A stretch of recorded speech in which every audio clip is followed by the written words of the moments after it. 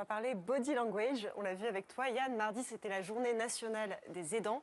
Et Emmanuel Macron nous a offert une farandole de positions hyper chic.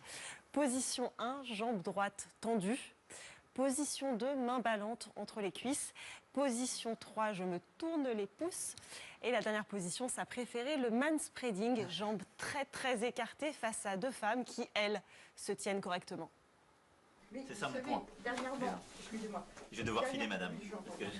Alors c'est peut-être un détail pour vous, mais le manspreading, contraction de man, homme, spreading, s'étaler, soit le fait d'écarter les jambes à plus de 45 degrés, joue un vrai rôle politique, comme l'atteste cette photo prise en octobre 2019 avec le groupe du Parlement européen.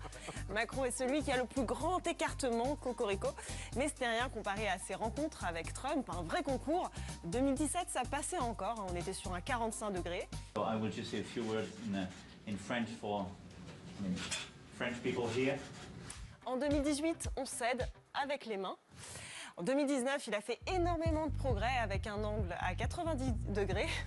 En gros, Emmanuel Macron, Vladimir Poutine, bien écarté aussi, Donald Trump, comme d'hab, Kim Jong-un, Boris Johnson forment une team, la team des bonhommes. À l'inverse, il y a la team jambes croisées, celle de Justin Trudeau qui n'écarte jamais les cuisses face à Donald Trump. Comme ça. Tout comme les femmes, Jacinda Ardern, présidente de la Nouvelle-Zélande, Theresa May aussi, qu'on voit ici en son temps, ou Hillary Clinton qui n'a d'ailleurs toujours pas digéré sa rencontre avec Vladimir Poutine en 2010. Poutine qui était sur un bon 45 degrés lui aussi. Ah oui. I'm a woman, which does seem to get him a bit agitated. As I write in the book, you know, there's an expression, we certainly know it in New York, called manspreading. Every time I met with him, it would be, okay, the whole deal.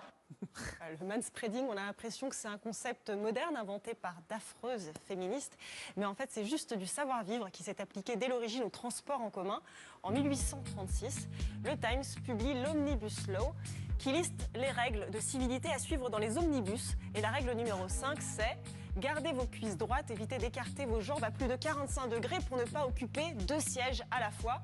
En 1943, ce reportage appelait justement les hommes à plus de civilité avec de magnifiques manspreading. Si le fait d'être assis le premier ou de posséder un bulletin de location confère le droit d'occuper une place, on ne doit pas oublier que la politesse est une qualité française.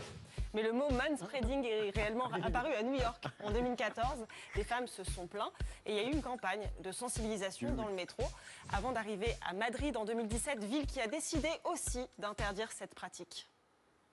Los autobuses verá que incorporan nuevas pegatinas para evitar comportamientos inadecuados en sus vehículos. Autobuses de Madrid llevarán a partir de ahora carteles contra el manspreading. Alors pourquoi certains hommes ouvrent-ils les jambes? Alors pour des raisons morphologiques déjà, mais pas que. Il y a aussi des raisons culturelles. L'homme est celui qui occupe l'espace. Les femmes croisent les jambes pour prendre le moins de place possible. C'est flagrant notamment sur cette image de la rencontre Trump-Netanyahou. Les femmes sont engoncées dans leurs jupes, jambes croisées. On a regardé aussi des publicités pour des canapés et chaque fois les femmes ont les jambes croisées, collées, alors que l'homme se vautre littéralement sur son canapé, jambes écartées, une boisson à la main, des habitudes comportementales qui remontent à l'époque où les femmes montaient à cheval en Amazone de peur de perdre leur virginité. Enfin, le dernier facteur serait chimique avec une théorie qui cartonne sur Internet, celle d'Amy Cuddy, psychologue américaine, qui explique que le manspreading augmenterait le taux de testostérone. Physiologiquement, il y a une différence entre la testostérone, l'hormone de domination, et la cortisol, l'hormone du stress. On a fait un test. On a demandé à des gens d'adopter pendant 2 minutes des poses de dominant. Le résultat, c'est une hausse du taux de testostérone et un abaissement de la cortisol, donc du stress. Alors, le manspreading est peut-être bon pour la testostérone face à un Donald Trump, mais dans le métro, c'est pas forcément utile.